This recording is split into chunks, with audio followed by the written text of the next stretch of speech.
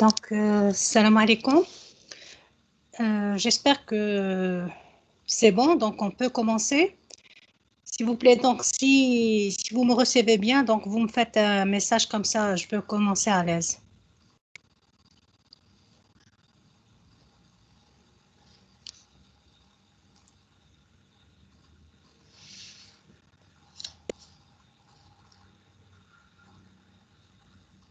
Donc, très bien. Donc, le cours d'aujourd'hui, il va porter sur généralité sur les anémies. Donc, c'est le premier cours qui va concerner donc la pathologie. On va commencer par bien sûr, la pathologie la pathologie des globules rouges.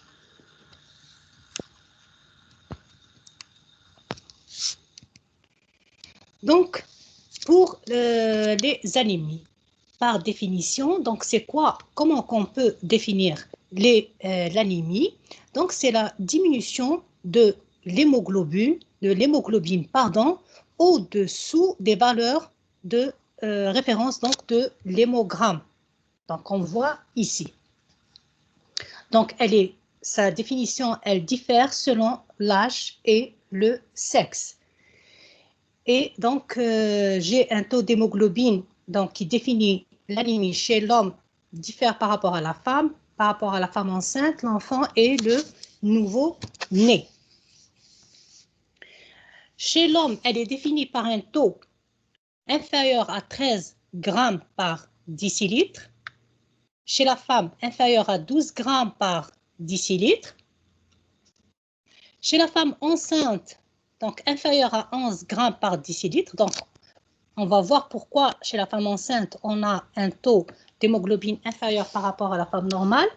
Chez l'enfant, inférieur à 11 grammes par décilitre. Et chez le nouveau-né, elle doit être inférieure à 14 grammes par décilitre. Bon, bien sûr qu'elle s'accompagne souvent donc d'une baisse du nombre de globules rouges et d'hématocrites. Mais cela, donc, il faut insister que la définition de l'hémoglobine, elle est en fonction du taux d'hémoglobine. C'est-à-dire, quand on prend notre bilan, notre FNS, donc, pour parler d'anémie, il faut voir donc en premier lieu le taux d'hémoglobine. C'est-à-dire, même si j'ai un nombre de globules rouges bas ou un taux d'hématocrite bas, et que j'ai un nombre d'hémoglobine qui est normal, je ne peux pas parler d'anémie, mais c'est le taux d'hémoglobine qui définit donc l'anémie quand il est inférieur aux valeurs physiologiques. Donc, il faut être clair et ferme sur la définition de l'anémie. Maintenant, pour expliquer donc pourquoi donc le chiffre des globules rouges et l'hématocrite ne permettent pas le diagnostic de l'anémie. Pourquoi? Parce que pour un taux d'hémoglobine donc identique, c'est-à-dire chez deux sujets, si j'ai un taux d'hémoglobine donc de l'ordre par exemple de 12 grammes par décilitre, je peux avoir donc un nombre de globules rouges élevé, mais j'ai une microcytose. Donc, on va voir par la suite, la microcytose, c'est quand le VGM, le volume globulaire moyen du globule rouge, il est bas. Donc, pour un taux d'hémoglobine identique, je peux avoir donc soit un nombre de globules rouges élevé avec une microcytose, soit un nombre de globules rouges bas avec macrocytose. Donc, quand vous voyez là, le taux d'hémoglobine qui est schématisé là, donc en la partie rose, donc c'est le même taux. Donc, c'est pour ça on insiste toujours sur le chiffre de globules rouges et l'hématocrite, ça n'a rien à voir avec la définition de l'anémie, mais c'est le taux d'hémoglobine. Là aussi, ça vient accompagner donc la définition de l'anémie. Donc, il faut insister donc que l'hématocrite, donc, elle ne rentre pas dans la définition d'une anémie, donc quelles que soient les valeurs. Mais il faut voir toujours le taux d'hémoglobine. Là, chez un sujet normal, comme vous voyez, chez un sujet normal, j'ai un volume globulaire et là, j'ai un volume plasmatique. Donc, le volume globulaire, il est de 30 millilitres par kilogramme. Et le volume plasmatique, il est de 45 millilitres par kilogramme. Au cours d'une anémie vraie, donc pour un même volume de sang total, voilà, j'ai les mêmes pour les deux cas, j'ai le volume globulaire qui est bas par rapport donc au volume plasmatique. Ça, c'est ce qui définit l'anémie vraie. C'est-à-dire, si je vais chercher le taux d'hémoglobine dans cette quantité, donc par rapport au volume sanguin total, je vais trouver un taux bas. Mais par contre, là, quand vous voyez ici, le volume plasmatique, il a tendance à augmenter par rapport à un sujet normal. Donc, je n'ai pas le même volume de sang, mais j'ai un volume plasmatique élevé. Et j'ai le même volume globulaire qui est de l'ordre de 30 millilitres par kilogramme. Ceci, donc, définit une fausse anémie. Pourquoi? Parce que si je vais calculer le taux d'hémoglobine de cette partie qui est normalement égale à celle-là, mais par rapport au volume sanguin total, elle sera diminuée. Donc, c'est ce qui explique les fausses anémies. Donc, la définition des fausses anémies, elle vient toujours joindre la définition de l'anémie pour pouvoir éliminer les fausses anémies. Donc, la définition de l'anémie, elle est simplifiée quand j'ai un volume plasmatique total normal. Mais si j'ai le volume plasmatique donc, qui est augmenté, donc dans ce cas-là, l'hémogramme va dépister de fausses anémies, c'est-à-dire à l'hémogramme, qu'est-ce que je vais obtenir comme résultat? Un taux d'hémoglobine bas, ou encore ce qu'on appelle l'anémie par hémodilution. Et quand est-ce que je rencontre ces situations? Donc, soit au cours de la physiologie, dans des situations physiologiques, le cas de la grossesse surtout à partir du deuxième trimestre, donc vers la fin de la grossesse. Ou encore en pathologie, c'est au cours des paraprotéinémies ou encore ce qu'on appelle les hypergamma-globulinémies importantes, par exemple le myélome, dans certaines pathologies qui s'accompagnent par un taux élevé d'immunoglobuline, donc surtout les IgM. Au cours de splénomégalie, donc qui viennent accompagner donc les hypersplénismes, et au cours des cirrhoses hépatiques, même donc au cours de l'insuffisance cardiaque. Donc là, quand je définis mon anémie, je dois toujours accompagner par le fait que je dois avoir toujours les réflexes pour éliminer les fausses anémies.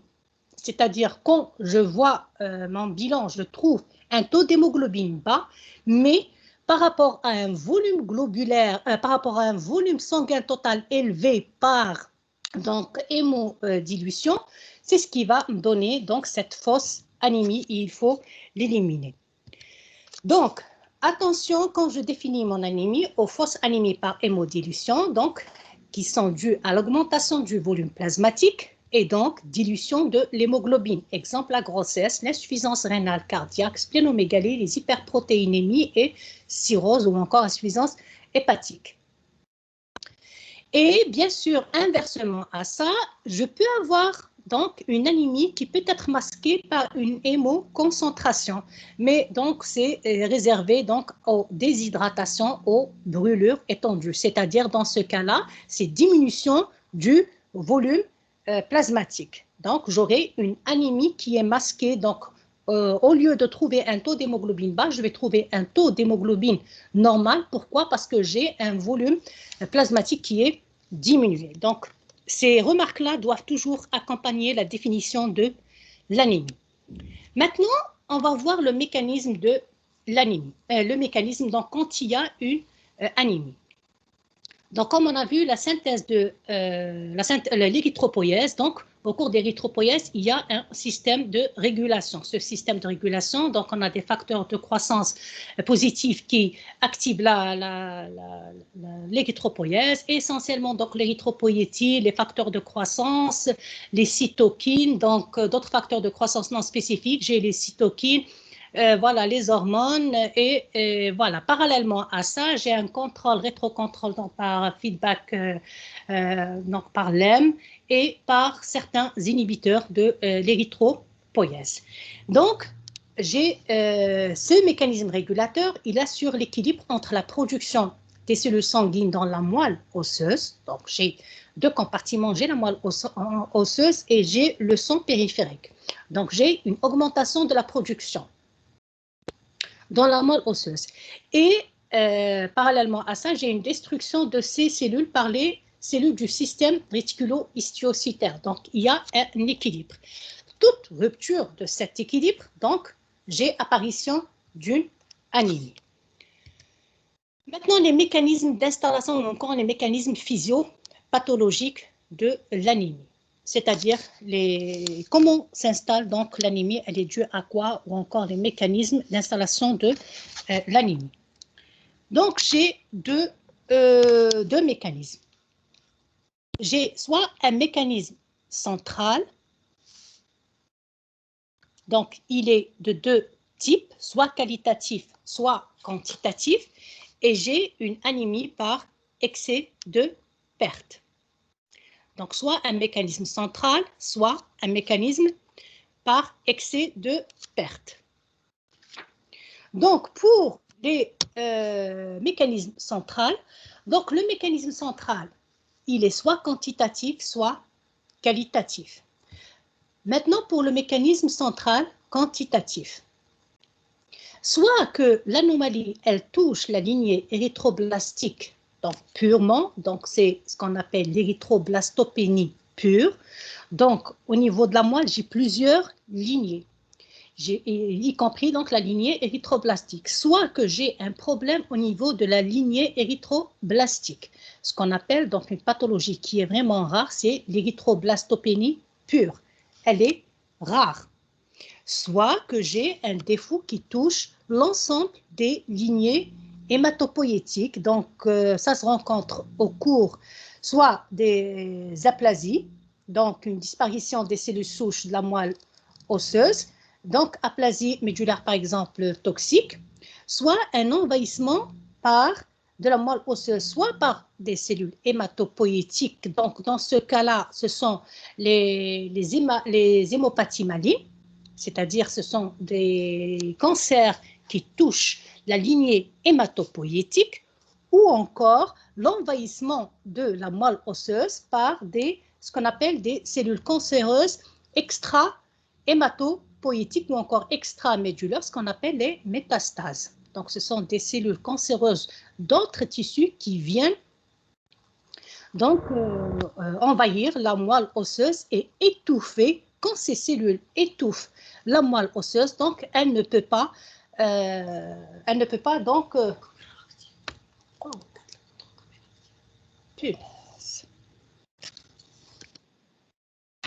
d'accord, donc merci. Non, c'est ici. Normalement, le problème se pose ici. Elle est activée?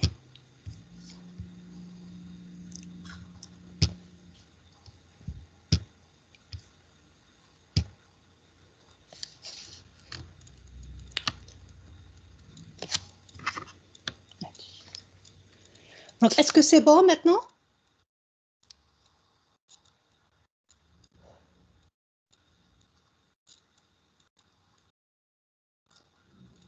Oui, c'est bon, d'accord, merci.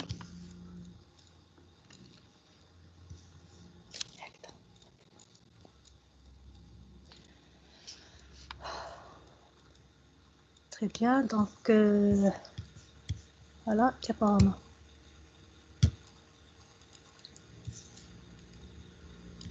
Voilà, envahissement par des cellules cancéreuses ou encore aplasie médulaire.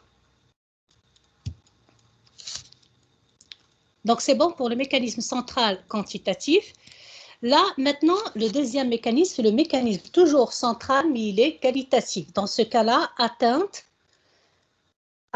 donc au niveau de la moelle osseuse, problème de production donc médulaire, mais dans ce cas-là, l'anomalie, elle est qualitative. Soit que j'ai au cours de l'érythropoïèse, donc j'ai deux mécanismes. J'ai le mécanisme de la synthèse de l'ADN et j'ai le mécanisme de la synthèse de l'hémoglobine. Soit que j'ai une atteinte du mécanisme de la synthèse de l'ADN. Dans ce cas-là, j'ai des anomalies, soit que j'ai des anomalies nucléaires primaires ou secondaires, ou encore constitutionnelles ou acquises. C'est-à-dire, ce sont des anomalies au niveau de la synthèse de l'ADN qui peuvent être soit constitutionnelles ou encore héréditaires, ou encore acquises. Le cas le plus important, c'est la carence en vitamine B12 et en acide folique, puisque ces deux vitamines rentrent dans la synthèse donc, des acides aminés. Soit que le sujet il est traité par chimiothérapie antimitotique, soit donc, dans ce cas-là, j'aurai une diminution du nombre de mitoses et une synthèse d'hémoglobine normale.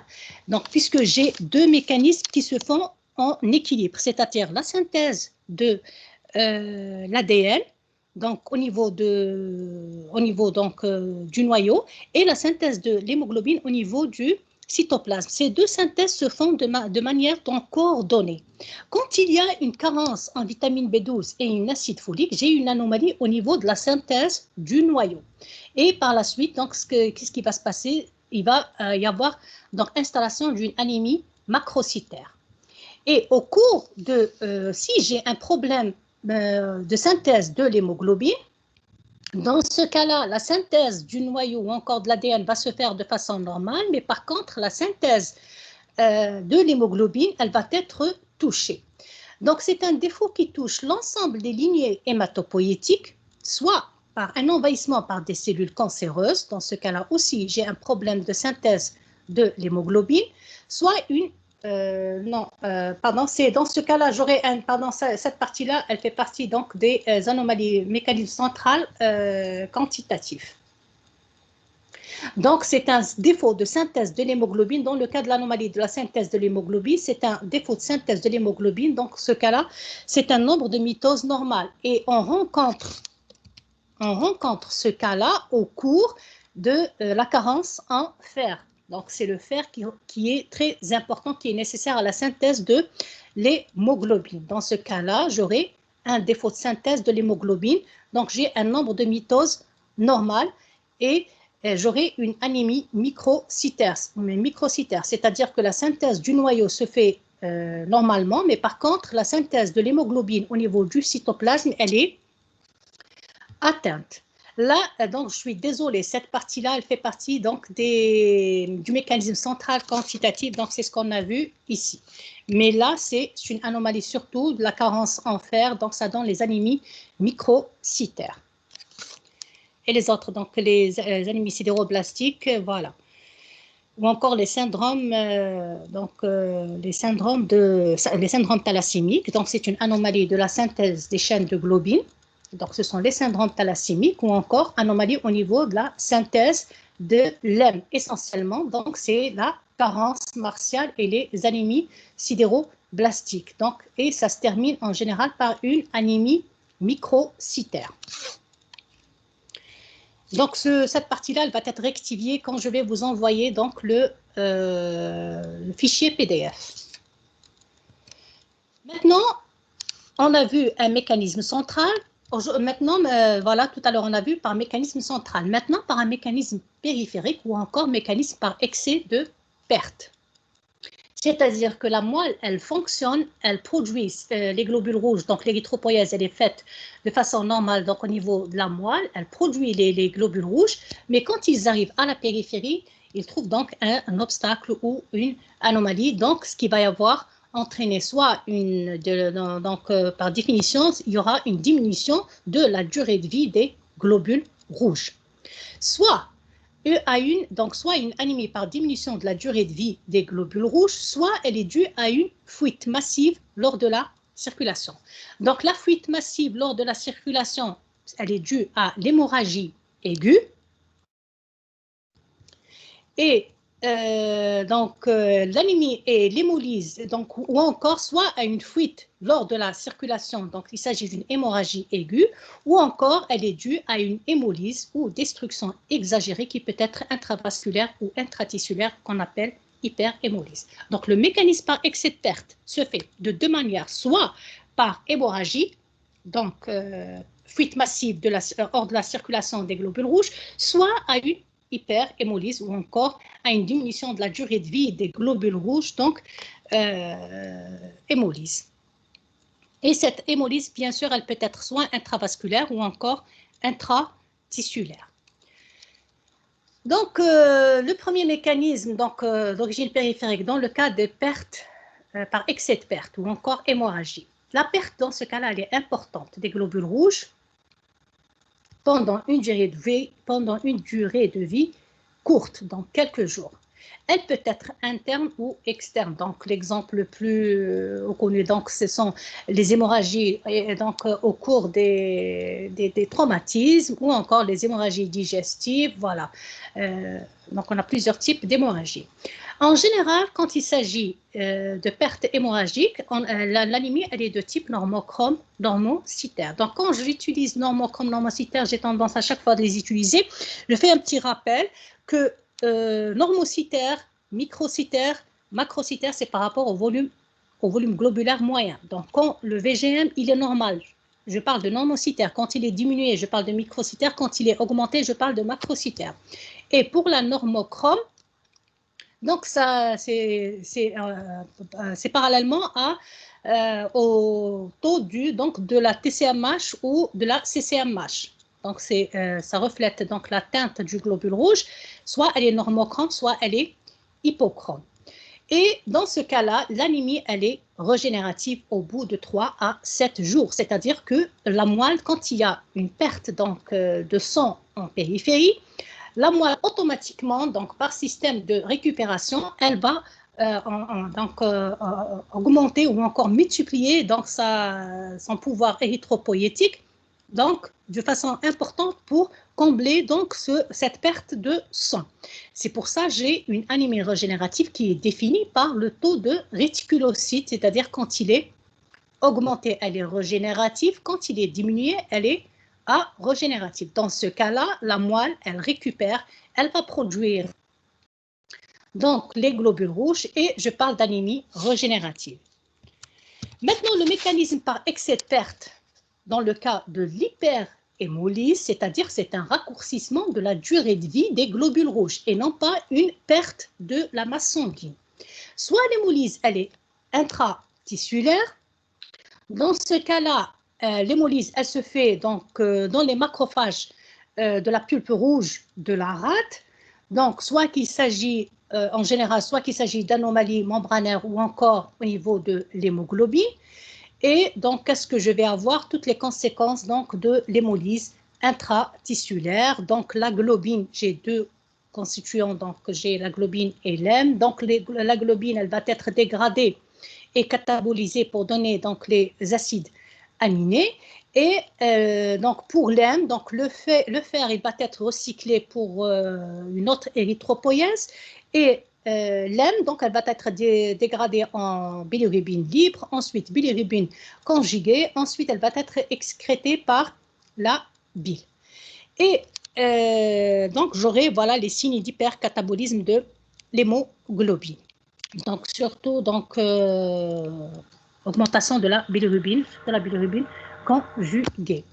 Soit j'ai une hémolyse intravasculaire. Elle peut être soit isolée, donc soit que j'ai juste le mécanisme d'hémolyse intravasculaire tout seul, soit il est associé à l'hémolyse intratissulaire. Et l'hémolyse intravasculaire, donc, elle est soit corpusculaire, soit extracorpusculaire. Corpusculaire ou extracorpusculaire, c'est par rapport aux globules rouges. Quand il y a une anomalie, donc, au niveau du globule rouge, on parle de corpusculaire.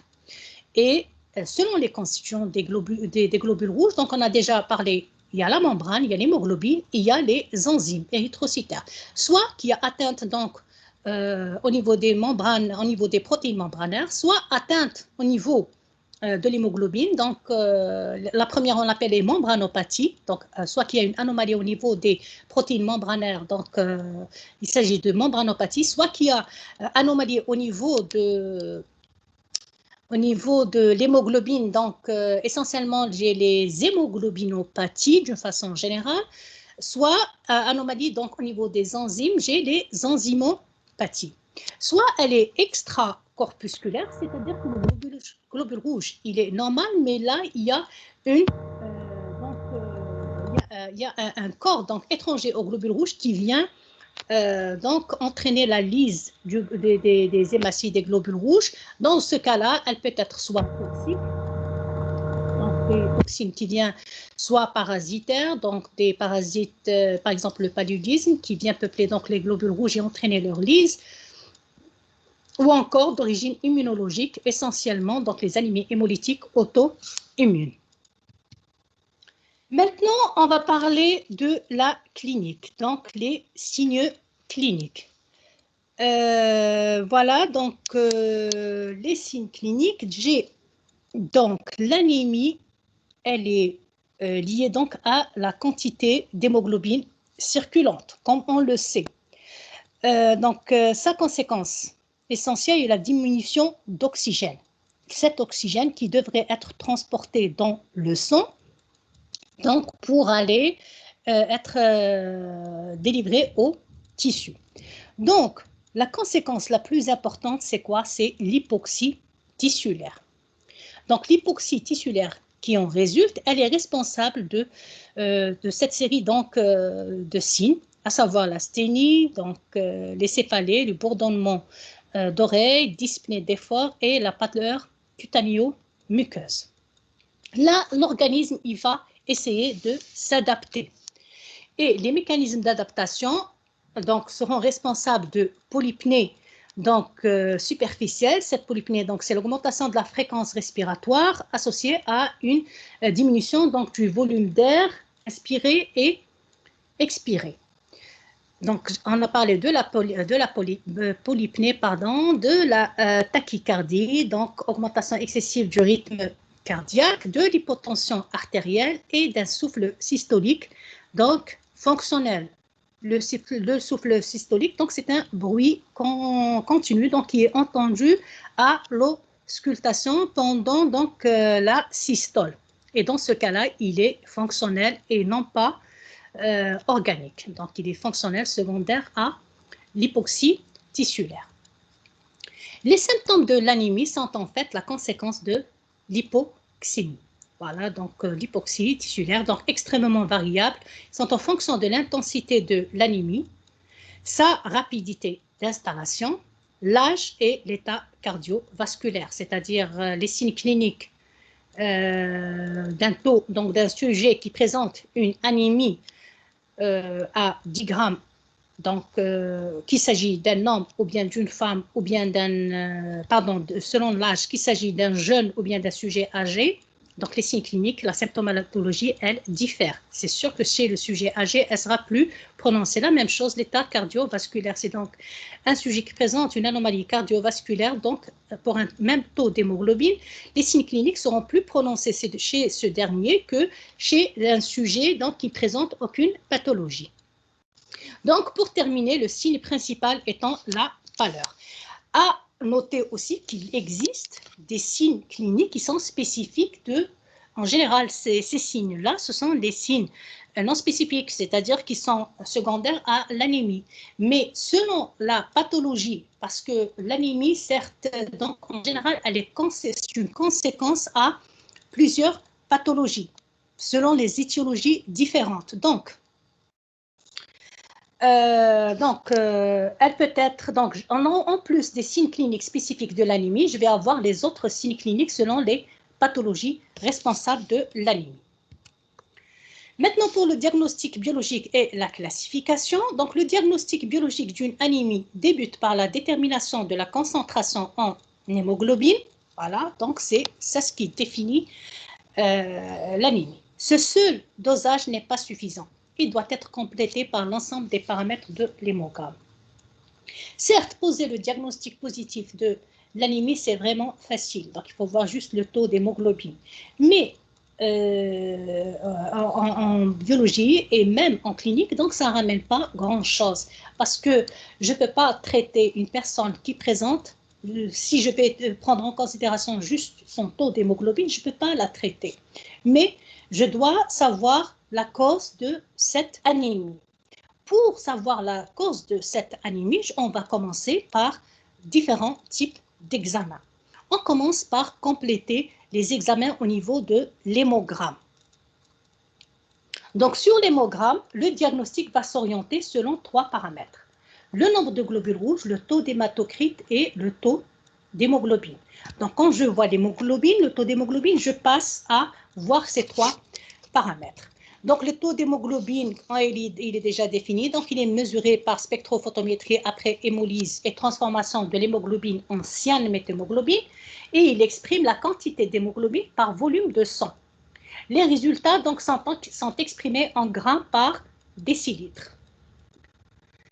Le nombre de globules rouges, donc c'est le nombre de globules rouges contenus dans un volume donné du sang.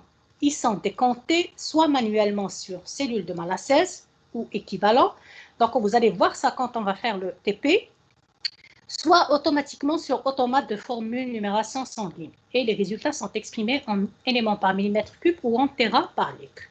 Le taux d'hématocrite, donc c'est le pourcentage d'un volume occupé par les globules rouges dans un volume du sang. Donc, c'est volume à volume. Donc, ce n'est pas le taux d'hémoglobine, mais c'est le volume occupé par les globules rouges par rapport au volume du sang. Donc, ça sera un pourcentage. Il est soit mesuré manuellement sur tube capillaire à hématocrite ou calculé par l'automate selon la formule. Donc, les résultats obtenus sont exprimés en pourcentage. Voilà, donc à partir de ces 3 paramètres-là, pourquoi? Parce qu'on travaille donc en manuel, si on travaille en manuel. Mais sinon, donc, quand on a l'automate, on a toutes les valeurs qui seront données donc, automatiquement sur le... Voilà, après avoir fait donc la FLS. Mais là, on parle de manuellement. Donc, le volume globulaire moyen, c'est le volume moyen des globules rouges et il est mesuré par l'automate ou calculé dans les techniques manuelles selon la formule. Donc, dans ce cas-là, soit il est mesuré par l'automate, il ne sera pas calculé. Mais quand on travaille en manuellement, il sera calculé selon la formule, donc le taux d'hématocrite sur le taux de globules rouges que je multiplie par 10. Et les résultats sont exprimés en femtolitres. Donc, les variations, soit que j'ai une microcytose, une macrocytose, ou encore, donc, dans le cas normal, c'est une normocytose. Donc, quand il y a une diminution, c'est une microcytose, augmentation, c'est une macrocytose. Le diagnostic biologique, donc, et classification, maintenant, le calcul des indices érythrocytaires. J'ai commencé par le VGM, maintenant je passe à la TGMH. Donc, c'est la teneur corpusculaire moyenne en hémoglobine, soit la TCMH ou encore la TGMH, c'est-à-dire la teneur globulaire moyenne en hémoglobine. Elle exprime la quantité d'hémoglobine contenue en moyenne dans un globule rouge et elle est calculée par la formule, donc TGMH, c'est taux d'hémoglobine sur nombre de globules rouges que je multiplie par 10. Dans ce cas-là, les résultats sont exprimés en picogrammes par globule rouge. Et les variations, donc soit diminution hypochromie ou encore normochromie. La concentration corpusculaire moyenne en hémoglobine, elle exprime donc la quantité d'hémoglobine par unité de volume de globules rouges et elle définit la concentration moyenne en hémoglobine à l'intérieur des globules rouges. Et elle est calculée par la formule, donc la CCMH, c'est le taux d'hémoglobine sur taux d'hématocrite multiplié par 100. Donc tout ça, on l'a déjà vu. Et les résultats sont exprimés en grammes par décilitre ou en pourcentage. Donc, les variations, la même chose. Donc, soit j'ai une hypochromie, soit j'ai une normochromie. Donc là, on va voir à travers ces photos donc, comment que ça apparaît sur le frottis sans périphérique. Donc, sur un frottis sans périphérique, donc les globules rouges normaux, c'est comme ça. Donc, ils ont une taille normale. Maintenant, à travers cette photo-là, j'ai une anomalie de taille. Dans ce cas-là, j'ai une anisocytose. Donc, anisocytose, c'est quand il y a mélange de microcytose et de macrocytose, c'est-à-dire que j'ai les deux types de globules rouges anormales, donc les microcytes et des macrocytes. Le macrocyte, c'est par exemple, c'est ce cas-là, et microcyte, voilà. Donc, je parle d'anisocytose, c'est-à-dire que j'ai un mélange de globules rouges, donc selon leur taille. Maintenant, dans le cas de là, c'était bon, c'était, ça, c'est pas l'anomalie de taille, mais c'est l'anomalie de teinte. Donc, soit j'ai une anisochromie, et l'anisochromie, l'hypochromie, la polychromatophilie, donc je l'aurai en fonction des résultats de la TGMH et de la CCMH. Et quand je regarde au frotide sans périphérique, voilà ce que je vais voir. Soit j'ai une anisochromie, dans ce cas-là, une teinte variable, donc voilà, j'ai des normochromes et des hypochromes. Là, ce sont des cellules cibles. Soit que j'ai juste l'hypochromie, donc la majorité des globules rouges sont hypochrome. Donc, l'hypochromie, elle est définie par la dépression claire centrale qui augmente, donc qui va occuper presque la totalité du globule rouge. Donc, la majorité des globules rouges sont hypochromes. Donc, je parle d'hypochromie. Et la polychromatophilie, ce sont des globules rouges basophiles de grande taille. Dans ce cas-là, j'ai ces globules rouges, ce sont des globules rouges basophiles qui sont de grande taille. Donc, c'est la polychromatophilie. Maintenant, voilà, après avoir vu le VGN, la TCMH, la CCMH, j'ai aussi besoin de l'étude de la morphologie des globules rouges sur photide de sang périphérique. Donc, c'est ce qu'on a vu. Donc, il repose sur l'examen microscopique d'un frottis sanguin après étalement d'une goutte de sang sur l'un, puis coloration au May, Grunwald et Giemsa. Maintenant, pour le taux de réticulocytes, il repose sur la mise en évidence et le dénombrement de réticulocytes sur microscopie optique après coloration dite au bleu de Crésil-Brillant et qui va révéler les restes de ribosomes sous forme de substances granulofilamenteuse. Comment on calcule donc le taux de réticulocytes? Donc, on va voir, on va étaler bien sûr, donc après avoir fait cette réaction, donc globule rouge avec plutôt le sang total avec le bleu de Crésil-Brillant, et je vais étaler sur l'âme.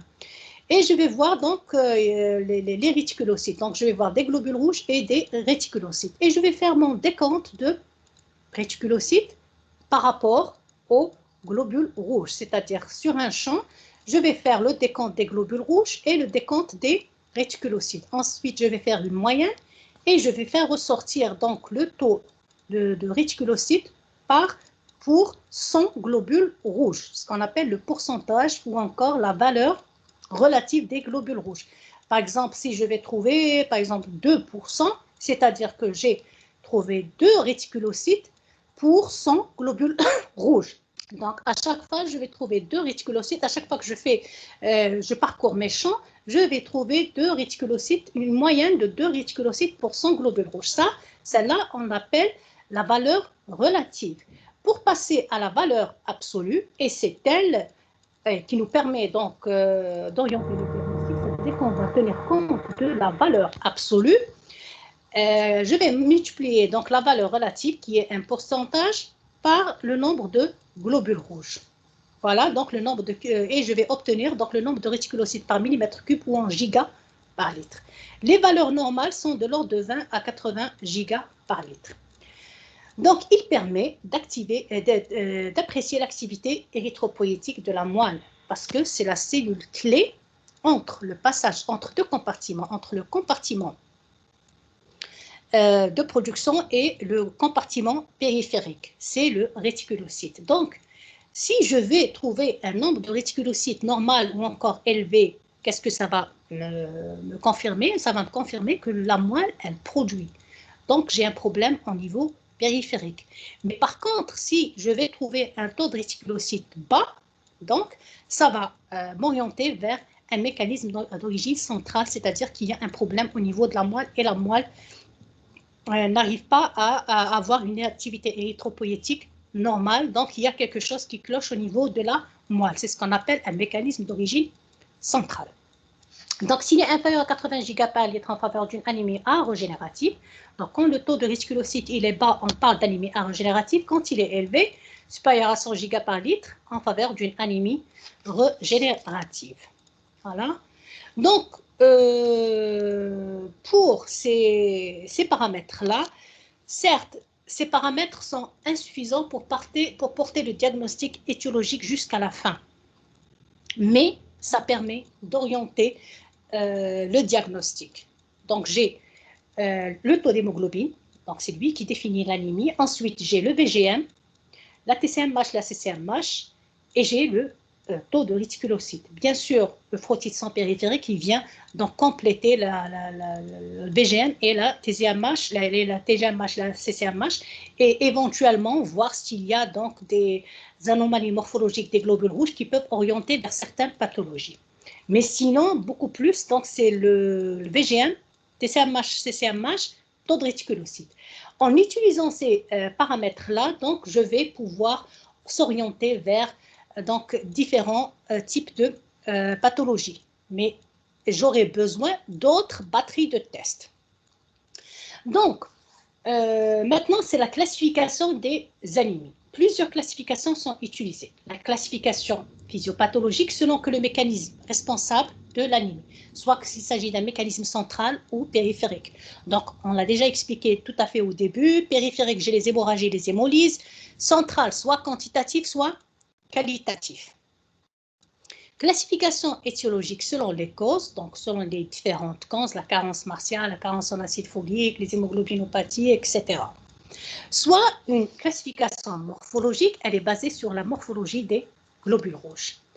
Dans ce cas-là, on va distinguer les anémies macrocytaires, normocytaires et microcytaires, c'est-à-dire que je vais utiliser beaucoup plus donc le VGM et la CCMH. Cette classification est la plus utilisée car elle est basée sur l'observation microscopique et les résultats de l'hémogramme. Donc, j'aurai besoin du taux d'hémoglobine, VGM, CCMH et éventuellement du taux de réticulocytes. Bien sûr, donc FSP est bien complété, donc VGM et la CCMH. À travers donc cet algorithme, vous allez comprendre donc l'orientation diagnostique et la classification des différents types d'anémie. Donc, c'est la plus simple et la plus facile pour pouvoir s'orienter et chercher le diagnostic étiologique.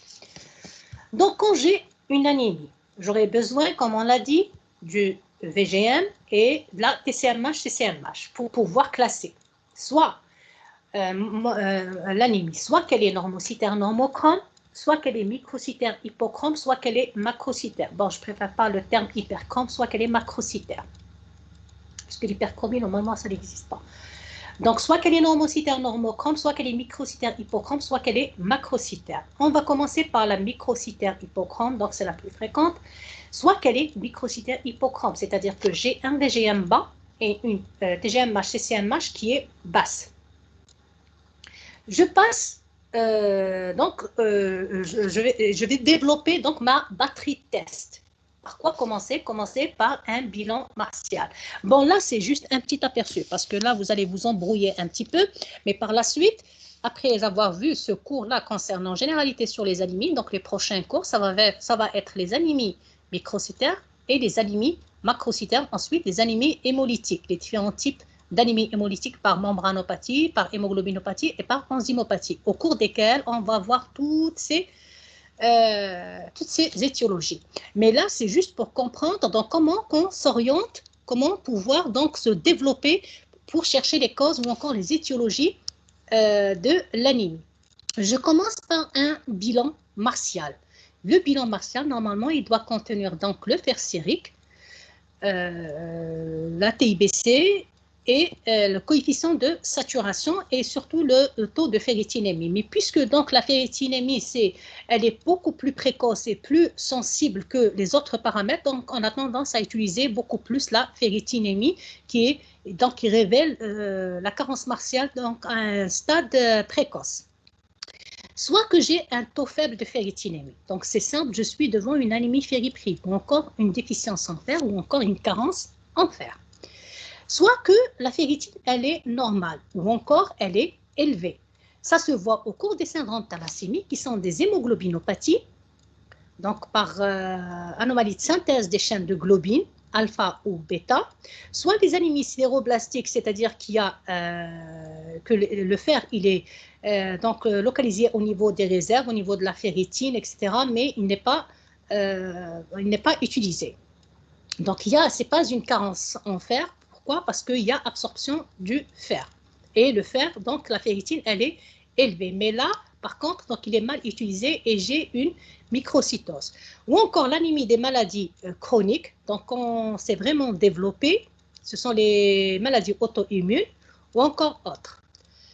Maintenant, on va passer à la normocytaire normochrome. Quand j'ai la normocytaire normochrome ou encore la macrocytaire, là, j'ai besoin du taux de réticulocytes, comme vous voyez.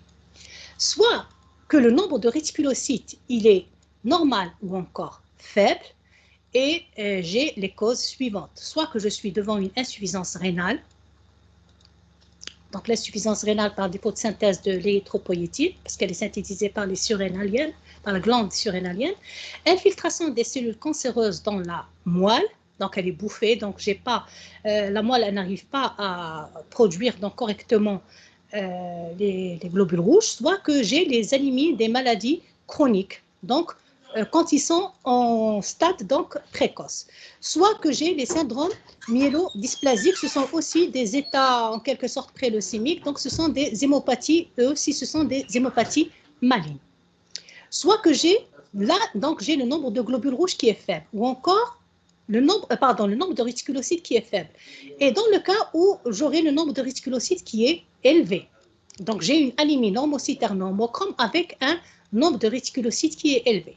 Je suis devant les hémorragies aiguës, dans ce cas-là c'est un mécanisme périphérique, et les anémies hémolytiques héréditaires. Bon, et essentiellement la membranopathie, donc la microsphérocytose héréditaire. Soit que j'ai des anomalies hémolytiques acquises, c'est-à-dire en général il s'agit de l'extra-corpusculaire essentiellement, donc on cite comme exemple donc les anémies hémolytiques auto-immunes. Elles sont régénératives, ce sont des anémies donc normocytaires, normochromes régénératives. Et là, ils seront mis en évidence dans le cas des anémies hémolytiques donc auto-immunes ou allo-immunes, donc par un test de Coombs direct. Maintenant, dans le cas des anémies macrocytaires, là aussi, j'ai besoin du nombre de réticulocytes. Donc, soit qu'il est élevé, soit qu'il est normal ou faible. S'il est élevé, je suis soit devant une hémolyse précoce. Pourquoi? Au cours de l'hémolyse précoce, donc la moelle, elle vient répondre à cette perte donc, périphérique des globules rouges et il y aura une augmentation des production des réticulocytes. Et les réticulocytes, quand ils vont passer, donc les réticulocytes du patient général, ils ont un VGM élevé. Donc c'est pour ça que j'aurai une macrocytose. Et au début de l'hémolyse, donc j'aurai une macrocytose. Soit les hémorragies, la même chose. Pourquoi? Parce qu'il y a une hyperréticulocytose. Soit au cours du début de le traitement donc de la carence en vitamine B12 ou en folate. Donc la moelle, elle répond et elle augmente donc la synthèse des réticulocytes qui vont passer donc de façon excessive au niveau en périphérie. Donc c'est ce qui donne cette macrocytose. Maintenant, soit que le nombre de réticulocytes il est normal ou faible. Là, on parle soit que l'anémie elle est mégaloblastique ou bien non mégaloblastique. Là, qu'est-ce que j'ai besoin? J'ai besoin d'un myélogramme. Myélogramme, donc c'est l'étude de la moelle osseuse après fixation et coloration. Et la mégaloblastose, c'est quoi? C'est quand je vois des cellules un gigantisme cellulaire qui atteint la lignée érythroblastique. Dans ce cas-là, je vais voir des mégaloblastes. Donc, c'est les cellules érythroblastiques qui sont géantes. Soit que je suis devant une mégaloblastose, c'est décrit donc au cours du déficit en vitamine B12 et en acide folique. Donc, c'est ce qui définit l'anémie mégaloblastique. Donc, tout ça, on va le voir en détail. Soit qu'elle est non mégaloblastique, c'est-à-dire quand je vais faire mon myélogramme, je ne vais pas trouver de gigantisme cellulaire au niveau de l'anémie, au niveau de la lignée érythroblastique, bon, même au niveau de la lignée granuleuse. Si elle est non mégaloblastique, soit qu'il s'agit d'une maladie du foie, soit les syndromes myélodysplasiques, soit donc un problème hormonal donc, au cours de l'hypothyroïdie. Donc ça, c'est juste un aperçu pour voir donc l'intérêt des différents paramètres de la lignée érythrocytaire et les indices érythrocytaires pour pouvoir orienter notre diagnostic. Sinon, on va traiter donc toutes ces pathologies étape par étape. Donc, c'est pour ça le prochain cours, ça va être sur les anémies microcytaires. Voilà. Ensuite, on va voir les anémies macrocytaires. Ensuite, on va voir les anémies hémolytiques, donc par hémoglobinopathie, par membranopathie et par enzymopathie. Et on va voir à chaque fois quand est-ce qu'on pose le diagnostic positif et j'ai besoin donc c'est quoi, qu'est-ce que j'aurais besoin, les batteries tests que je vais utiliser, les bilans, donc pour pouvoir arriver au diagnostic étiologique. Parce que avec un taux d'hémoglobine là, même microcytaire, même si j'ai le VGM, je ne peux pas traiter mon patient. Mais j'ai besoin de chercher la cause qu'on appelle l'étiologie.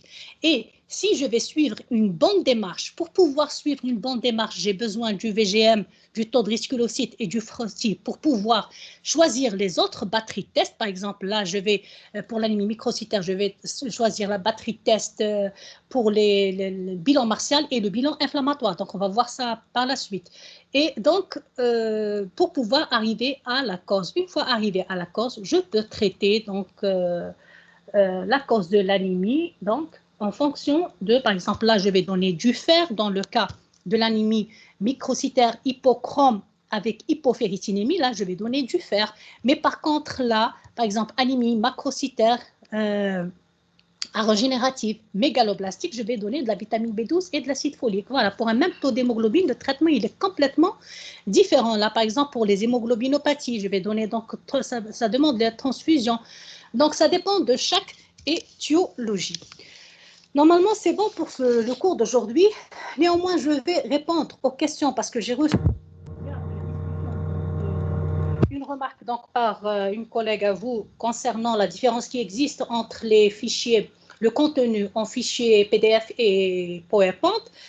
Là, franchement, il n'y a pas une grande différence. Si vous allez faire une synthèse donc, du cours, et normalement, le fichier PDF, c'est un support du cours en PowerPoint. Donc, normalement, il n'y a pas de différence. Peut-être qu'il y a des explications plus étendues, mais si vous allez faire une synthèse, c'est le même contenu. Maintenant, pour une autre question, donc, une autre collègue à vous, elle a posé une question concernant la différence entre la totipotence, la pluripotence, la multipotence et la monopotence. Donc, je l'ai expliqué normalement, mais je vais reprendre.